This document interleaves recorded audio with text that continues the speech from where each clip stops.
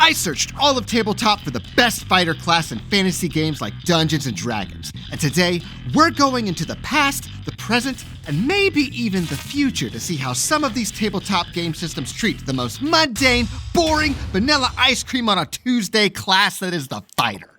Aw, don't worry, buddy. I love all you D&D classes equally. It's you, and by a lot. First, we'll go back in time and look through all the renditions of the fighter from previous editions of Dungeons & Dragons. Then, we'll take a look at the fighter from some other fantasy tabletop systems, both on the market and coming soon to a Kickstarter near you. And finally, I shall give my subjective opinion as to which game has the best fighter class.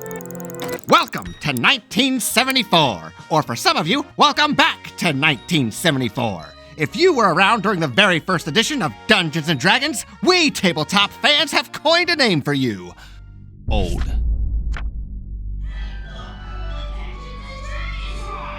Back when your grandpa bought his first tabletop role-playing game for the price of today's half-finished AAA video game, the D&D fighter was pretty bare bones in mechanics compared to the rest of the game's classes.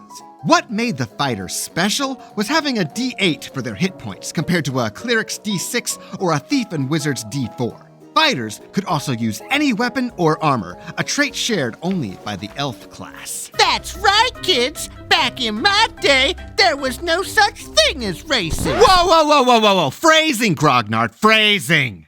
That's a topic for another time, if enough of you like this video. By Advanced Dungeons & Dragons 1st Edition, Gygax buffed the fighter's hit dice from a D8 into a D10. But by AD&D 2nd Edition, the fighter class gained access to a feature called Weapon Specialization.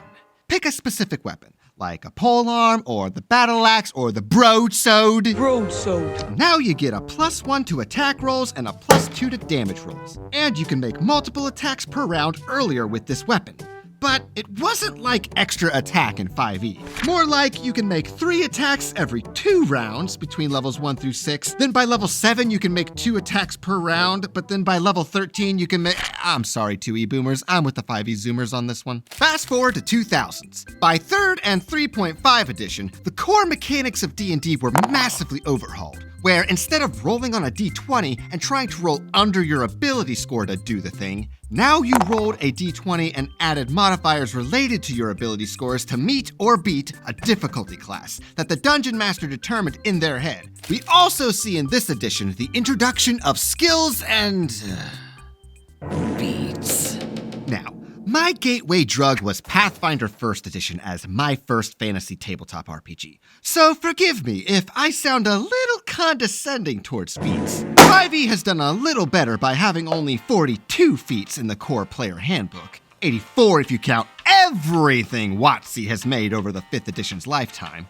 But the first player's handbook in 3.5 started with 110! That's not even counting the splat books or the monster-specific feats. Though player characters earned feats more frequently in 3.5 and Pathfinder, a feat in these games were like a third or a half of a 5e feat. Some feats had prerequisite stat scores, class levels, and even other feats before you could take them. But because feats were so plentiful and piecemeal, you could get into the nitty-gritty where the mechanics of the game actually represented your character's flavor.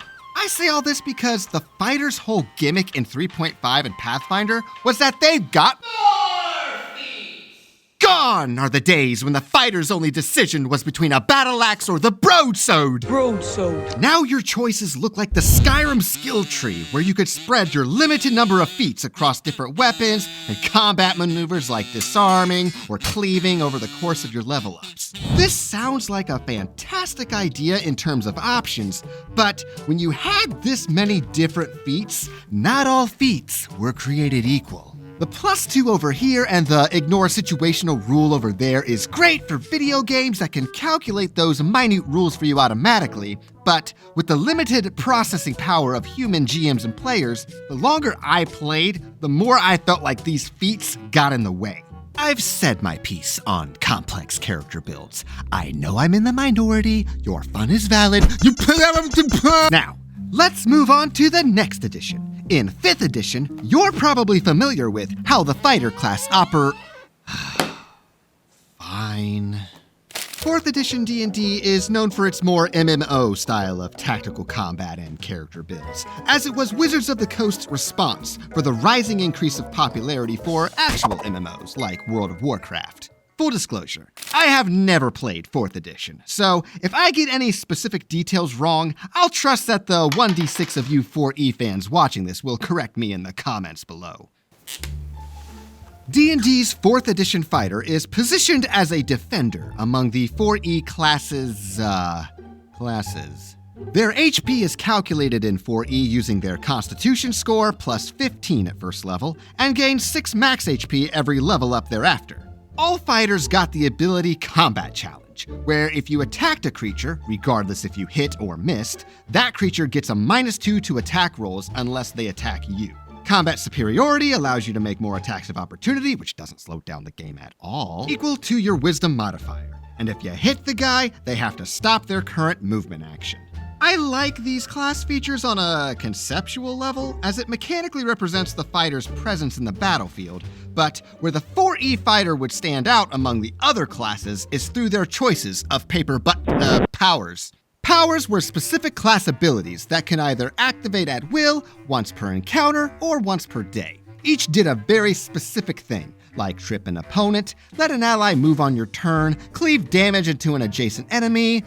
Really, these read a lot like feats to me. But luckily, 4th edition didn't have any feat. Oh, come on! Can a tabletop game be too customizable? For me, a TTRPG has too much bloat if I ever hear a player say, Oh, actually, I forgot. I actually do +2 slashing damage because it's Tuesday and it's raining and my opponent chose the Frosty Flakes for breakfast this timeline, and therefore I actually do 32 damage, therefore he's bloodied, therefore it activates my counter power that allows me to... This is why World of Warcraft won, Watsy. 5E! Welcome back to the present. Looking at the 5th edition fighter, I'm starting to see some remnants of previous edition's mechanics. The fighting style they get at level 1 reminds me of 2E's weapon specialization, but each style has a unique benefit besides a bonus to attack and damage. Second Wind acts like 4E's healing surges, albeit much weaker.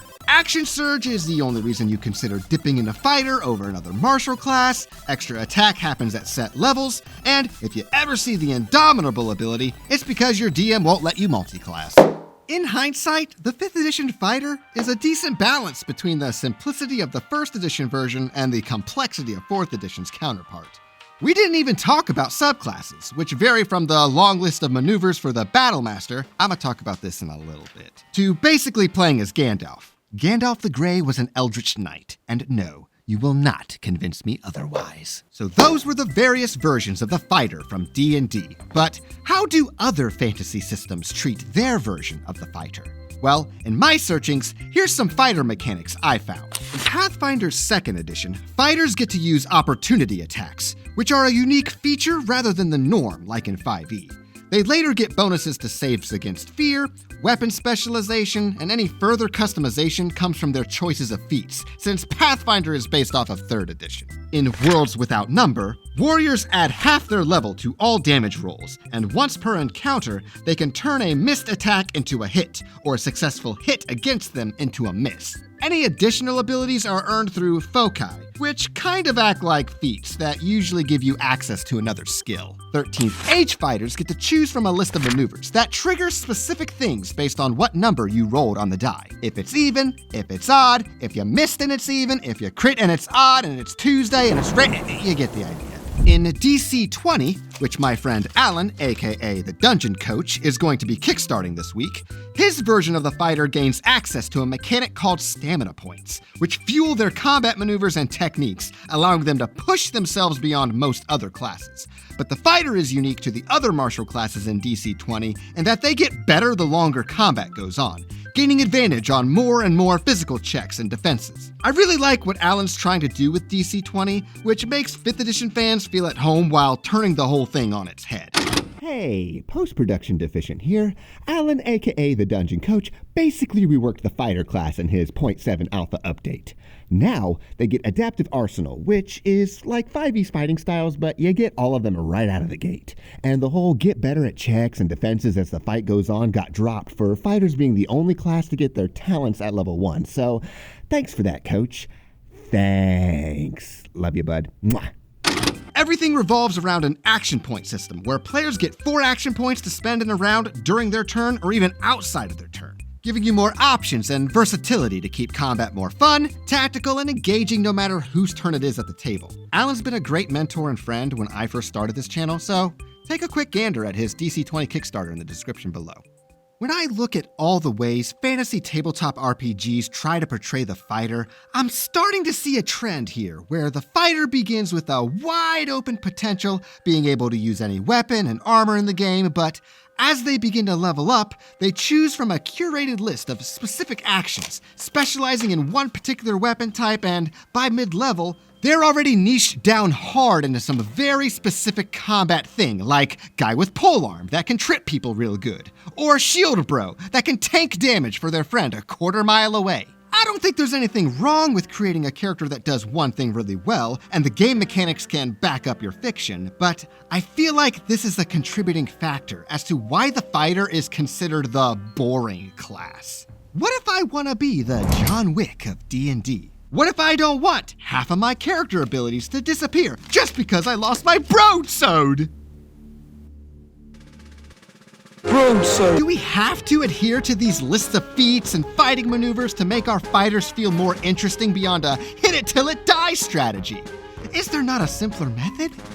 Is there not a mechanic out there that makes fighters feel creative?